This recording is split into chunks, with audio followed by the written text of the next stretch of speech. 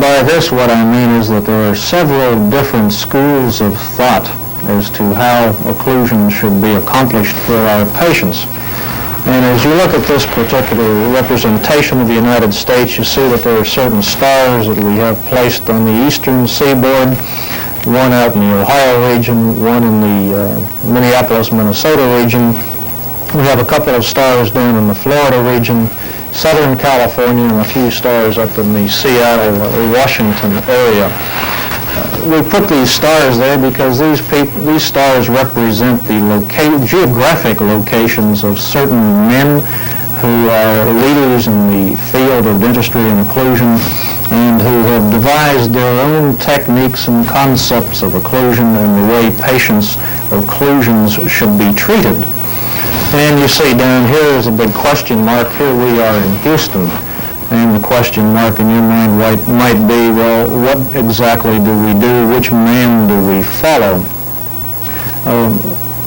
Our odyssey around the United States will take almost the entire dental curriculum to complete. But by the time you are finished with us and by the time we're finished with you, I would hope that you could see that each and every school of thought as represented by the individual stars here have a great deal to contribute to the art and the science of taking care of your patients. At the very same time, however, I would hope by the time we're finished that you will understand that each and every technique not only has strong points but also some points which are not so good for our patients to follow. Whenever we lecture to dentists, practicing dentists on a postgraduate level, we talk about how they would follow this map of the United States and get different airplane tickets to go and in sequence study various schools of thought. Again, the main point here is that there is a great deal of controversy, actually contradictory ideas on how we should treat our patients and how we should treat their occlusions.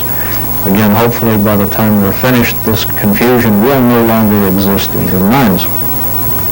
You see here poor old Joe Dentist. He's standing there. He's in a great deal of confusion.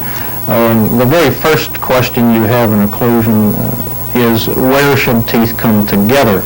Well, in a broad term, we use the word centric, but as you see here, we have a muscle-centric, we have myocentric, we have a centric occlusion, centric relation, physiologic-centric, many different terms for this one particular and vital subject, and that is how should mandibular teeth contact with maxillary teeth. The last time that we bothered to review the dental textbooks and the dental literature, we found that there were 36 separate terms for centric, only a few of which we've represented on the screen. Well, the ideal thing would be to be like this fellow here who has seen the light of day and knows which way to go, and he knows which centric that he wants, and his mind is made up. Well, with that brief introduction, then how can we begin to attack this broad subject of occlusion? Well, as you see here, the term Gestalt is a German term which is used in many different contexts.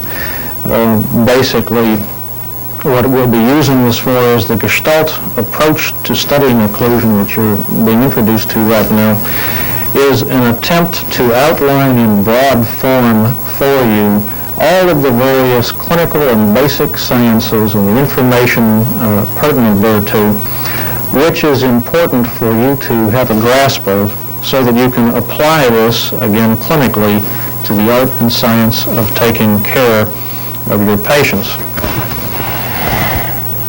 Now, if we go from that to something a little bit more broad, this is an overall view of the Gestalt of how we're going to try to teach occlusion to you. We can call this an overview of occlusion or the biology of the masticatory system. And we break this down basically into three large areas of knowledge. First of all would be the physiology of occlusion or the function of occlusion. What we mean here is the way the mandible and the maxilla work, the way the temporal mandibular joints work, and how things, when they're healthy and normal, how this particular system functions.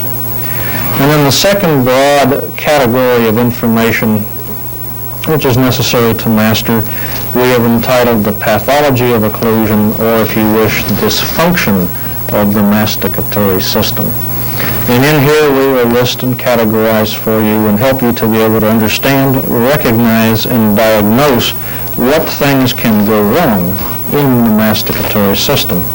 The third large area of knowledge important to master is what we call the treatment of occlusion. And this is what clinical dentistry is all about, the restorative aspect or restorative therapy of occlusion.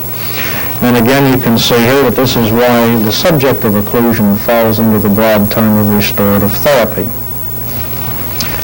If we can go to the next slide now.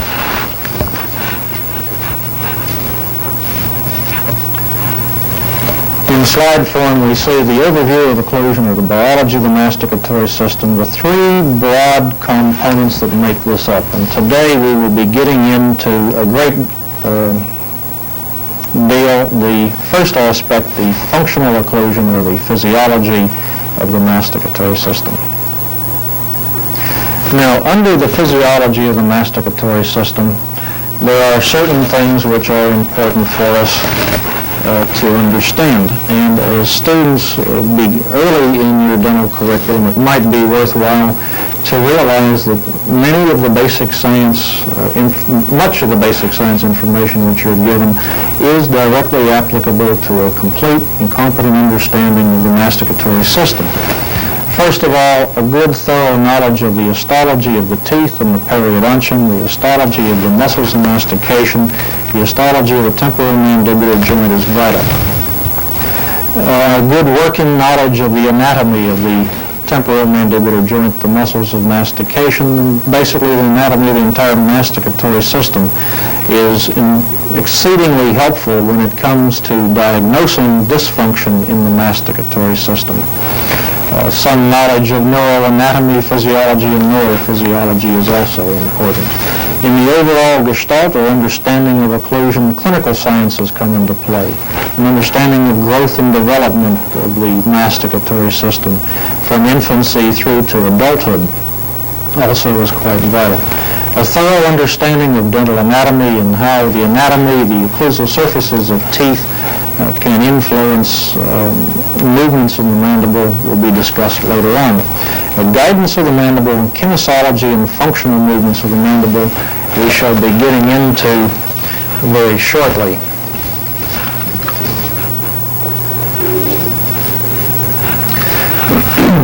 The very first thing that we wish to discuss, and again this has been gone into in greater detail by Dr. Persch, but to just summarize in a gestalt manner the importance of this is the anatomy and the function of certain masticatory muscles.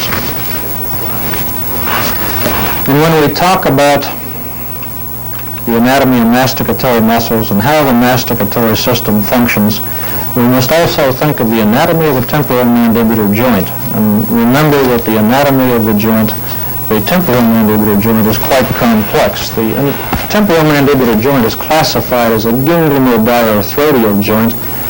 Each joint has an upper and a lower compartment to it.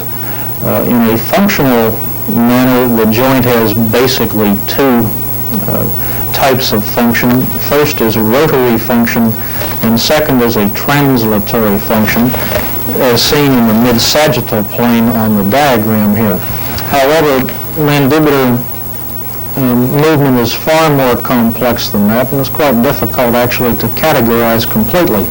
Whenever we think of the anatomy of the joints and the functions of the muscles and how the mandible moves in relationship to the maxilla, we must always keep in mind all three planes of the skull, the sagittal plane, or more specifically the mid-sagittal plane, as well as the coronal plane or frontal plane, and the horizontal plane.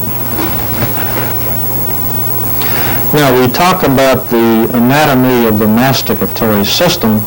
When we speak of the masticatory system, we have to think of the body from roughly the shoulder up to the top of the head. When we speak about the muscles of the masticatory system, there are certain primary muscles of mastication, these being the broad fan-shaped temporalis muscle, the masseter muscle, and two others not shown on this slide would be the internal pterygoid muscle and the external pterygoid muscle, these four being the prime movers or the primary muscles of mastication. However, in the anatomy of the masticatory system, we must think of other muscles in addition, these being the hyoid group of muscles, the supra and the infrahyoid group of muscles. In addition to this, the sternocleidomastoid muscle, the trapezius muscle, and a group of muscles which we could call the cervical group of muscles, the anterior, the lateral, and the posterior group of cervical muscles. In these muscles, clinically, the posterior group of muscles are important, although the detailed anatomy of these are not so important on a clinical basis. However, a broad understanding of their anatomy and their function is important when it gets to diagnosing dysfunction or pathology. Another group of muscles in the lateral group, which can be quite important, are the scalene group, the anterior, the middle, and the posterior. Again, when we speak of the broad approach to occlusion, many people get stuck thinking purely in terms of teeth. However, teeth can affect these muscles, and these muscles can affect the teeth. And for that reason, it's a little bit more complicated than one might imagine at first. This is a rough diagram taken from one of the textbooks that deals with dysfunction or pathology of the masticatory system. And what they try to show in outline form here is how some of these cervical muscles can definitely affect and influence the occlusion of the teeth, and again, vice versa, how the occlusion of the teeth can affect the health of the physiology or the dysfunction of these teeth.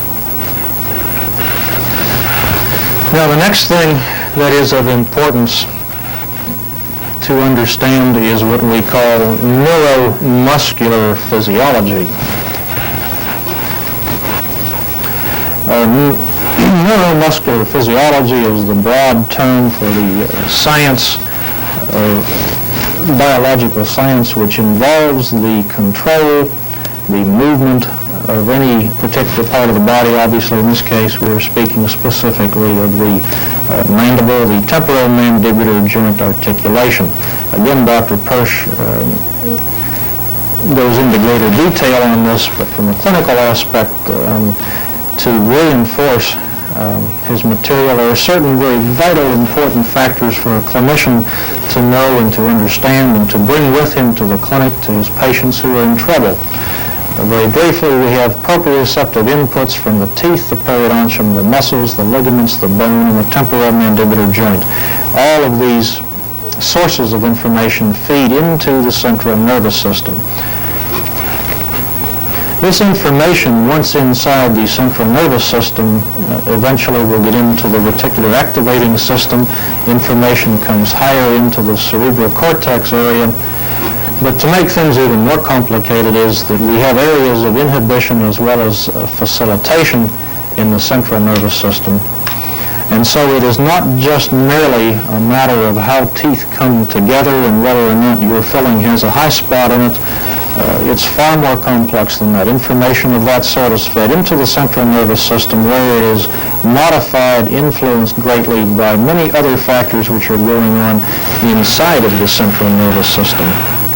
And then this, in turn, this information will be fed back down into the muscles of mastication, either for the patient's benefit or for the patient's detriment.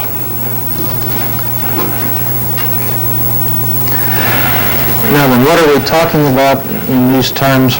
Well, we talk in terms of the second aspect of the gestalt of dysfunction of the masticatory system. This is when something goes wrong with the masticatory system, either in the form of aches, pains, headaches, cracked teeth, and numerous other things which we will enumerate better in just a moment.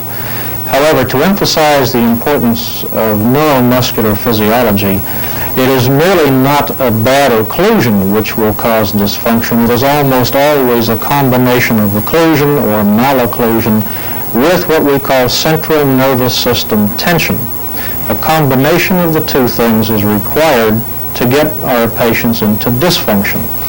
As this slide shows, it can be a combination, an additive effect of a very minor problem with the occlusion in a person with a high level of nervous tension, to get us dysfunction, or it can be a person with very, very little central nervous system tension with a tremendously bad malocclusion, which in turn will give dysfunction. Now, in clinical terms, it is almost always the patients we see somewhere in between, where they have a malocclusion of some degree, not nearly as bad as this, or an occlusion as good as this. And again, we find a patient that is, to some degree, has central nervous system tension, usually not as bad as this, and almost always somewhat worse than this. Now, what are we speaking of when we talk about dysfunction? This now is the second component of the overall gestalt, that is the dysfunctional occlusion or pathology of the masturbatory system. Things that go wrong with the masturbatory system. We can break these down as follows into parafunction. This is function of the masturbatory system outside of the normal functional range. When we speak of function of the masturbatory system, we think of swallowing and of masticating food. Mastication of food is broken down into roughly three different components. That is the initial incision of the food, the trituration or the milling of the food, and finally the preparation of food for swallowing, following which we have the actual act of swallowing, which again is broken down into several stages. This then is the primary function of the masturbatory system. Outside of that, then we have parafunction, which can be classified as clenching. Clenching can either be daytime clenching or nighttime clenching. We can have bruxism or bruxomania. These two terms denote basically the same thing. Bruxism is a subconscious nocturnal grinding of the teeth. Subconscious nocturnal in that the patient does it when he's asleep. He doesn't know that he does it. Bruxomania is the same thing, except that it occurs when the patient is awake and functioning. And the term bruxomania is used to delineate the two forms. The problem with bruxism, bruxomania, or clenching is that it can put a tremendous amount of pressures upon the teeth and upon the periodontium, which holds the teeth in the jaws. It can put an added stress and strain on the temporomandibular joints as well as upon the muscles of mastication. In other words, it's an overuse of these particular aspects of the body, wherein the normal range of proprioception of physiologic protection of the body is no longer operative. And many, many things can happen in the masturbatory system. For instance, the muscles of mastication can go into spasm. This particular thing is called the myofascial pain. This will be gone into in great detail later on in your course of study. The temporomandibular joints can be affected. There can be acute trauma to the joints. There can be chronic micro-trauma to the joints. There can actually be, over a long period of time, histopathologic changes which occur in the joints, and you can end up with bony changes in the condyle or in the articular concavity itself. Teeth can be affected. The first thing that happens is the teeth can be abnormally and unusually worn. Teeth can become mobile. Teeth can actually be cracked. You can fracture a cusp off a tooth, or many times teeth can be cracked right in half, right through the enamel, the dentin, and the pulp, necessitating extraction of the tooth. The periodontium, the mechanism which anchors the teeth into the jawbones, can also be affected, altered, and definitely influenced by pressures which are exerted upon them. At the same time, obviously somebody can have periodontal disease, the lay term for this is pyorrhea, totally and completely independent of any type of forces due to clenching, bruxing, or bruxomania. On the other hand, if your patient does have periodontal disease, it is incumbent upon you to be able to diagnose and recognize some form of parafunction which may be aggravating and making the periodontal condition worse. Now then, the next thing in the overall broad view of occlusion is the third phase, the treatment of occlusion, or the aspect of restorative dentistry. Now, as you look in the column on the left-hand side here in terminology here at the University of Texas Dental Branch, these are the various clinical disciplines which are important for a complete and thorough mastery of the clinical art and science of occlusion. First of all, we have unit restorations. This is the everyday bread and butter silver filling or gold inlay or whatever you have. Proper occlusion in every single restoration in the mouth is vitally important.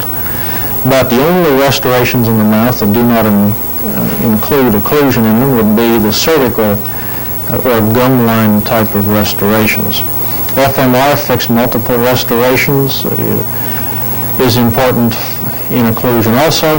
Fixed multiple restorations would entail everything from one simple crown to a simple 3-unit bridge to a practically full mouth reconstruction, bridge work and crowns on practically every existing tooth in the head. Many times the success or failure of a bridge, of a crown, or of an entire full mouth reconstruction is dependent upon how the occlusion has been built into the occlusal surfaces of the gold and or porcelain restorations. RMR, the removable multiple restorations or removable partial dentures. Occlusion in this particular aspect of clinical dentistry is also important. And once again, the occlusion upon a removable partial denture many times will mean the difference between success or failure of that particular dental restoration. Orthodontics is also vitally important in a full and comprehensive application of occlusion clinically. Orthodontics could arbitrarily be subdivided into two major areas. One would be minor tooth movement, where 1, 2, or just a very few teeth are out of place and can be moved back into place relatively easily and quickly, as opposed to the classic type of full-mouth orthodontics, which you're all familiar with, which the orthodontics are primarily involved in, and that is the full-mouth banding of our teenage population to do a complete aligning of the teeth into proper form. Again, orthodontics, the alignment of the teeth is quite important to get good and proper occlusion. Pedodontics is involved very definitely in occlusion. Pedodontics, or that is the clinical science of taking care of dentistry for children, is involved with maintaining the primary dentition and maintaining reasonable occlusion in the primary dentition so that we can later on guide in a good permanent dentition, again with good occlusion. Periodontics, as was mentioned earlier, can definitely be involved with occlusion on a day-to-day basis. At this outset, let me say that a traumatic occlusion or a bad occlusion, to the best of our knowledge, does not cause periodontal disease. On the other hand, a bad occlusion in a patient with periodontal disease, we feel can very definitely aggravate and accentuate a periodontal condition. The next thing is endodontics. This is the clinical discipline of treating diseased or dying pulps in the inside the teeth. Quite often, successful endodontic therapy is dependent upon the occlusion which is put into the temporary restoration on the occlusal surface, and subsequently the type and the nature of occlusion which is put into the crown or gold onlay that is eventually put on an endodontically treated tooth. The next clinical discipline of oral surgery, while for a general practitioner is not that important, quite often we have such gross malocclusions of the masticatory system that various types of oral surgery is indicated so that we can somehow get the maxillary and the mandibular teeth into a much more orderly semblance of alignment and therefore eventually occlusion. And the last thing of importance would be the clinical discipline of complete restorations or complete dentures.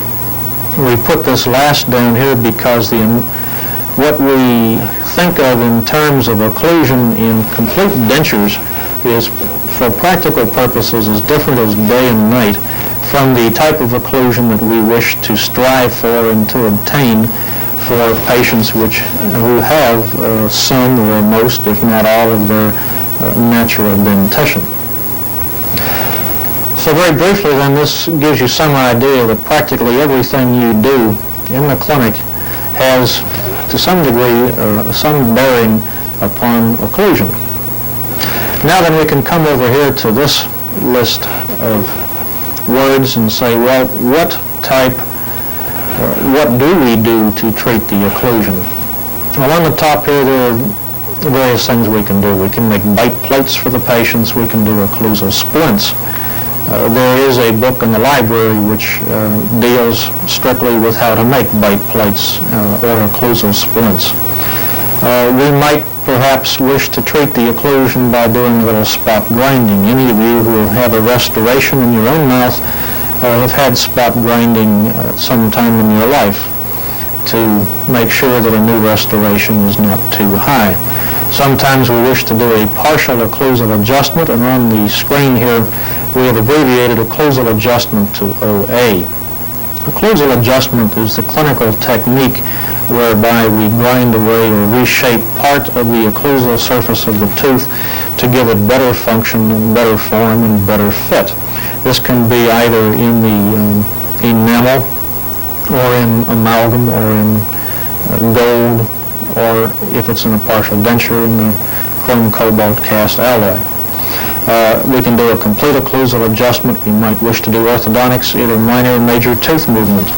When we get to restorative dentistry, you can think in terms of occlusion like so. In restorative dentistry, you can have either single units, one filling, one inlay, one amalgam restoration, or we can have multiple units. We might have 5, 10, 15, or 20 different types of fillings to be done.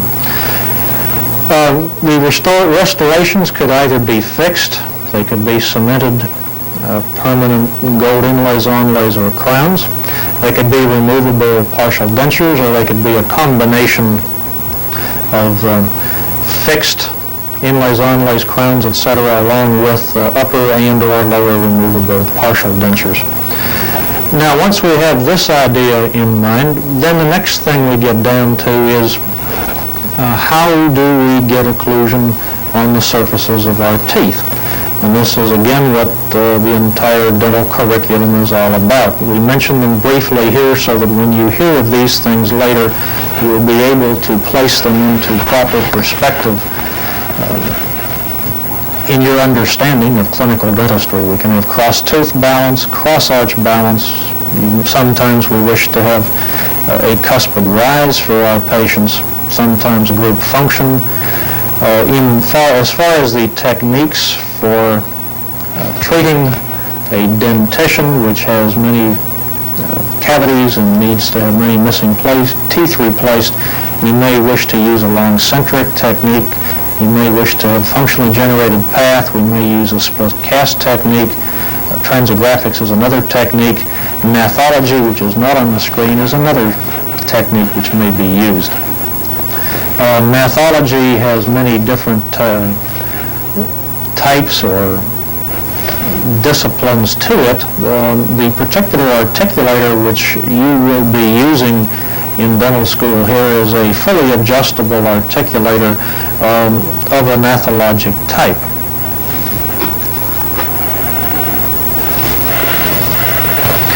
Now then,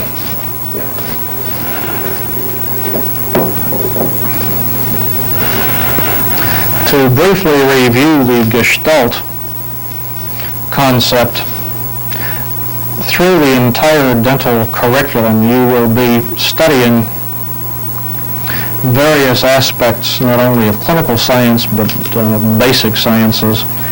Much of this information will be valuable to you in a complete and comprehensive understanding of occlusion. The purpose for the Gestalt then is to sort of give you a guideline or a handle by which you can begin to place this information into some sort of meaningful use for you. Now, as you see on the screen, the next bit of information that we wish to discuss is something that is called guidance and kinesiology of occlusion. Now, guidance of occlusion is determined primarily by 7 things. These are the supporting cusps. These would be the lingual cusps of the maxillary teeth, as well as the, perhaps in many cases, the cingulum and the maxillary anterior teeth. The supporting cusps in the mandible would be the mandibular buccal cusps and the incisal edges of the mandibular anterior teeth.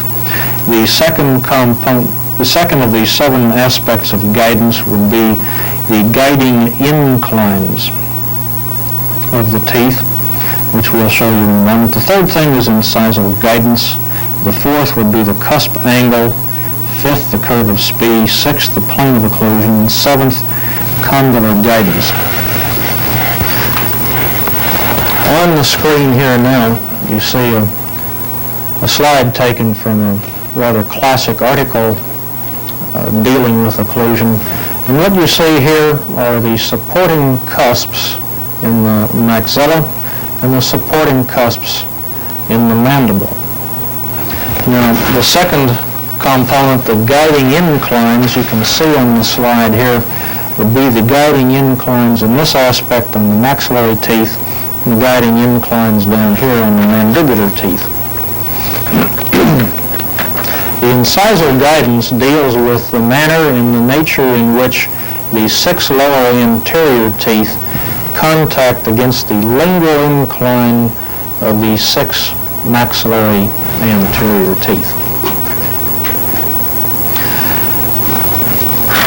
We discuss the supporting cusps and opposite places of contact in the central groove region in dental anatomy and later on in the course in occlusion.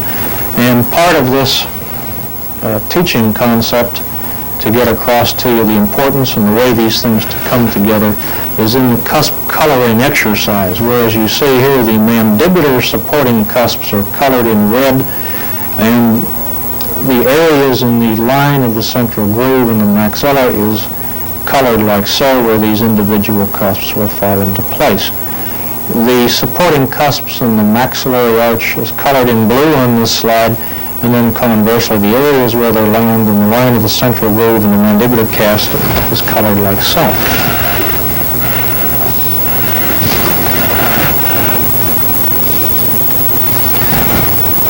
Now, the next 2 aspects of the guidance of occlusion would be the incisal guidance, which this slide shows to some degree, and the 7th thing would be the condylar guidance. This is the influence that the anterior slope of the glenoid fossa has upon the manner and the nature in which the condyle will come forwards and downwards as the patient protrudes his mandible. Other aspects in the guidance of occlusion, as you see here, are the plane of occlusion and the curve of Spee. The plane of occlusion, which you see here, is determined by drawing a horizontal line from the incisal edge of the central incisor straight back to the distobuccal cusp of the second, or in this case, the third molar. The curve of Spee, on the other hand, is a line which is drawn from the cusp tip of the lower cuspid and which follows the cusp tips back like so. Now, this, in the case of the full natural dentition, is called the curve of Spee. In full dentures, it is called the compensating curve.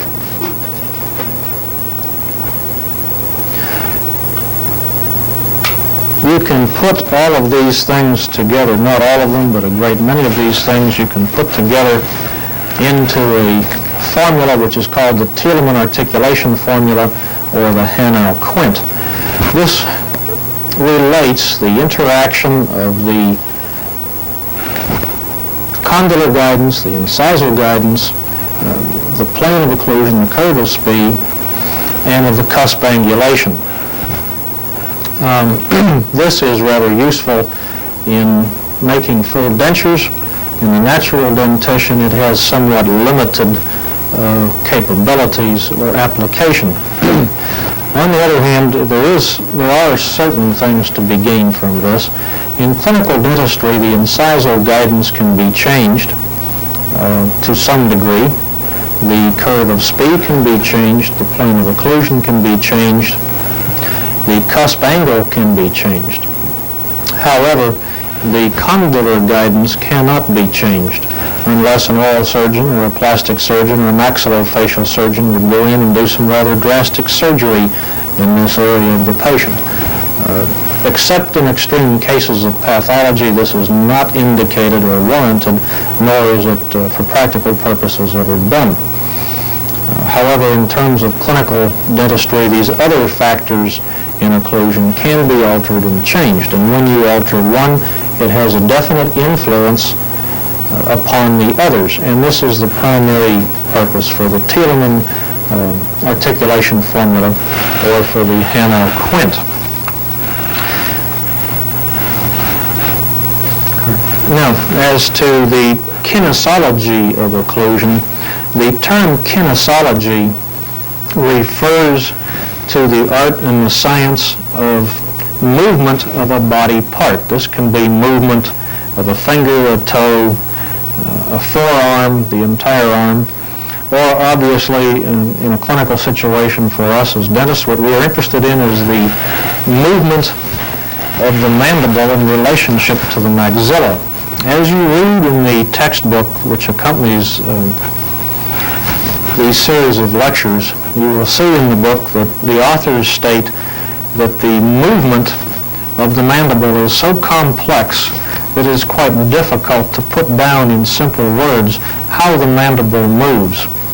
And this again is one of the reasons why it is difficult for anybody on the faculty to attempt to teach occlusion, and also quite difficult for a student to understand what we're speaking about, particularly in the area of kinesiology. However, we shall attempt to go through this next as we talk about the following things, which are various aspects of mandibular movements. We can break mandibular movements down into three basic types. That would be the border movements, intra-border movements, and finally functional movements. In the outline of the lecture, we also will include a discussion of the rest position, which occurs somewhere along the intra-border movements and is part of mandibular function.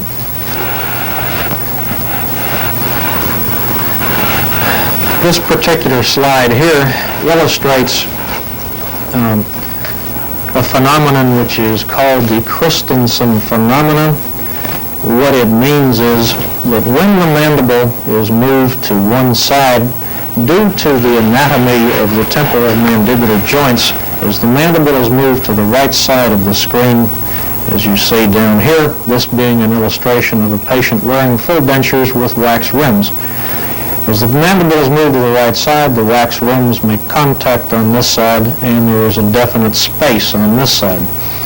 The reason for this space, very simply, is applied functional anatomy, specifically the angulation and the inclination of the medial aspect of the glenoid fossa of the orbiting or of the balancing side or non-working side condyle.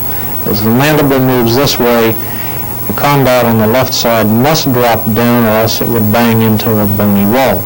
As this happens, you get a separation of the teeth or the wax rims. The clinical application of this is that in full dentures, one wishes to have artificial teeth contact in this particular relationship of the mandible to the maxilla. In the natural dentition, we do not wish to have teeth contact.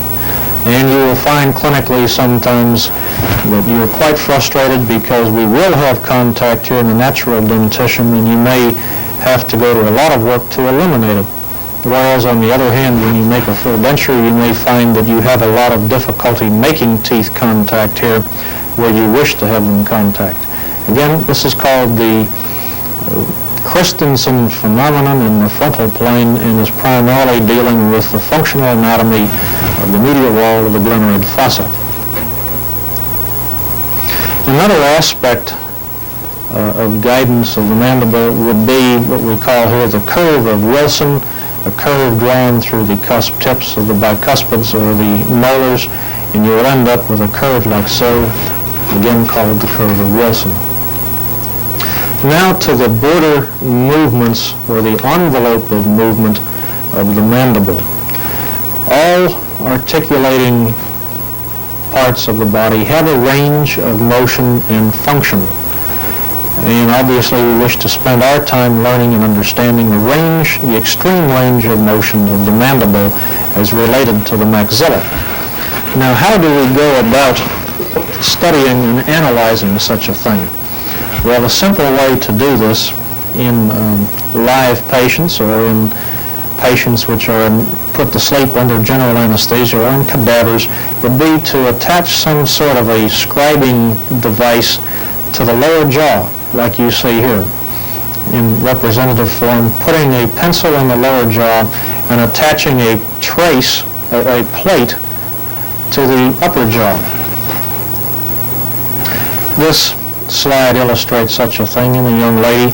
These are called intraoral clutches, and what they do is they clutch or grab onto the teeth, and with material that protrudes from the oral cavity, we see a tracing plate attached to the upper jaw, and to the lower jaw we see a scribing device or a small pencil.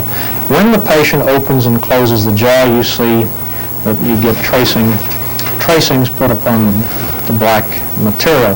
This is a better view of that. By having the patient either protrude the mandible as far as possible or retrude the mandible as far as possible, we will end up getting a tracing like so, which is much better seen here.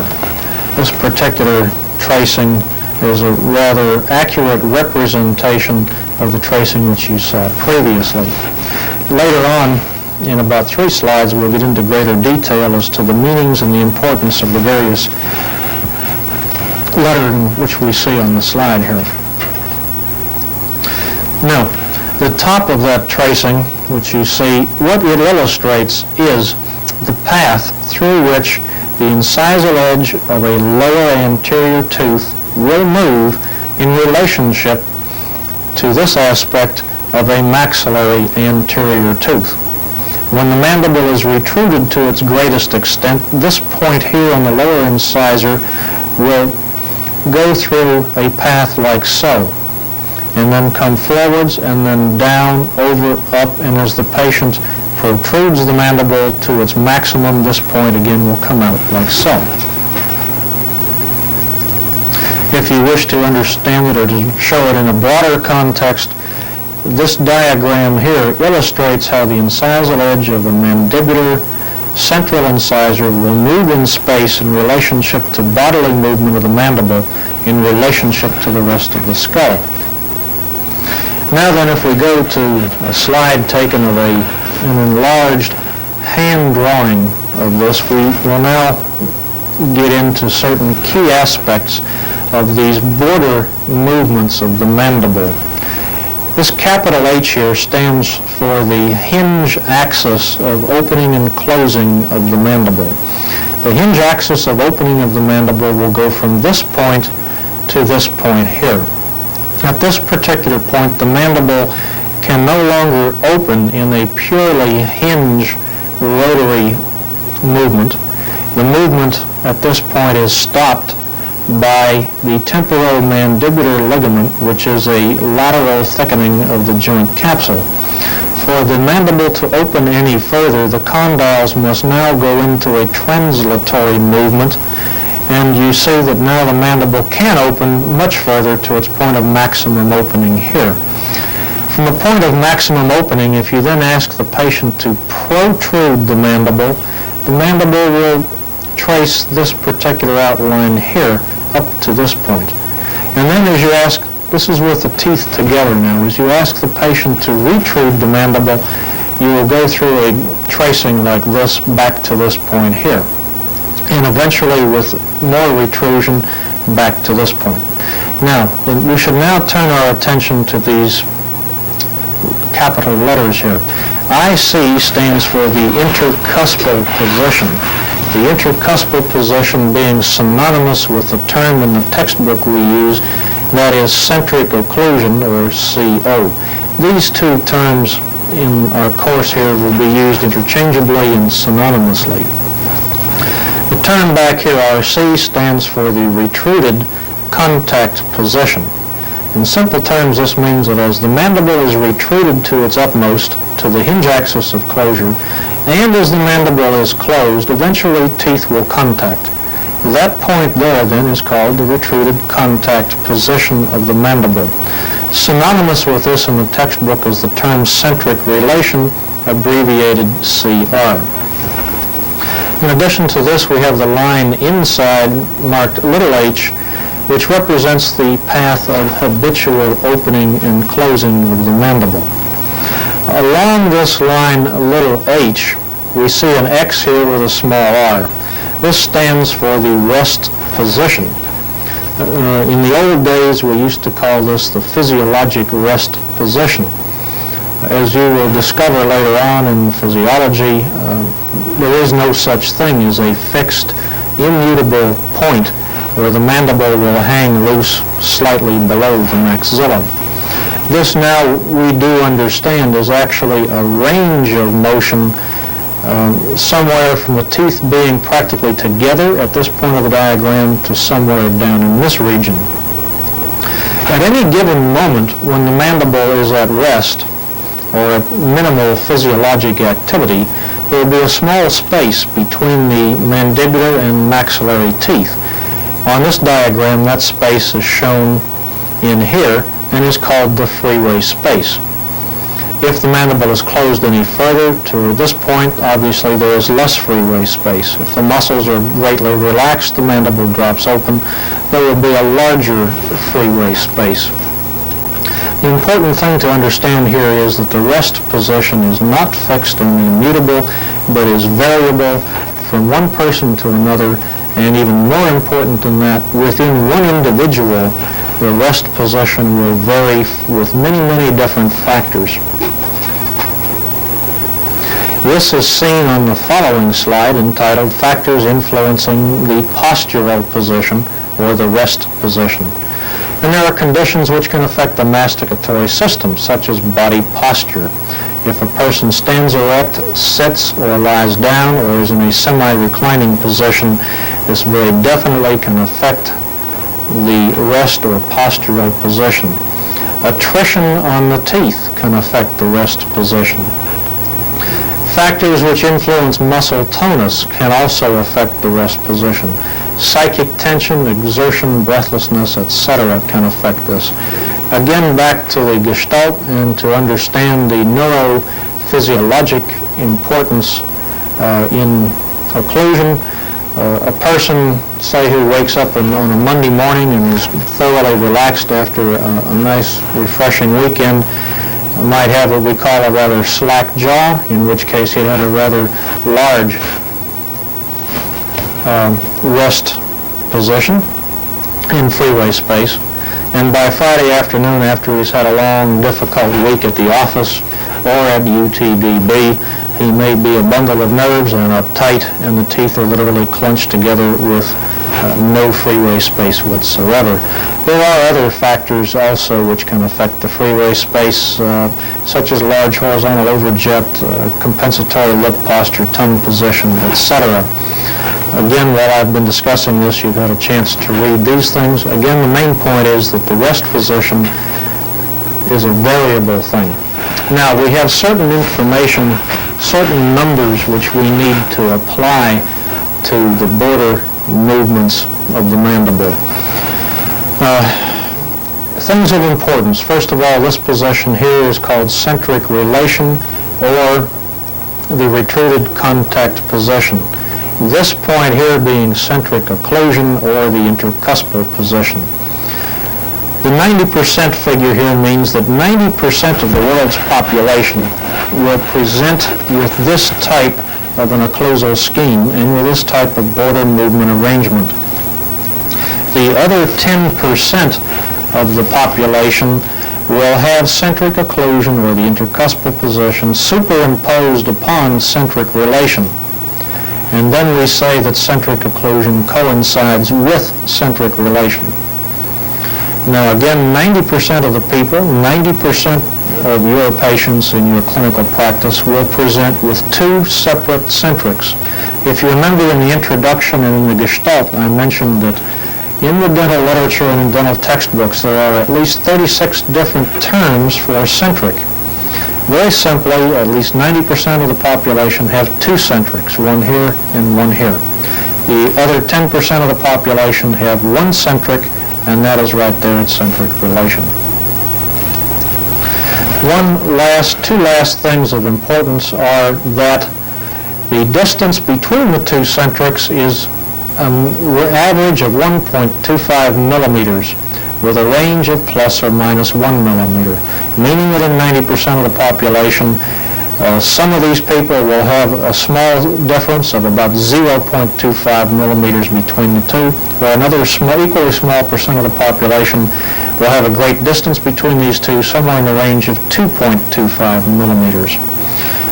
Finally, the average range of hinge axis opening is 2.5 centimeters, whereas the average range of complete and total opening of the mandible is 5 to 6 centimeters.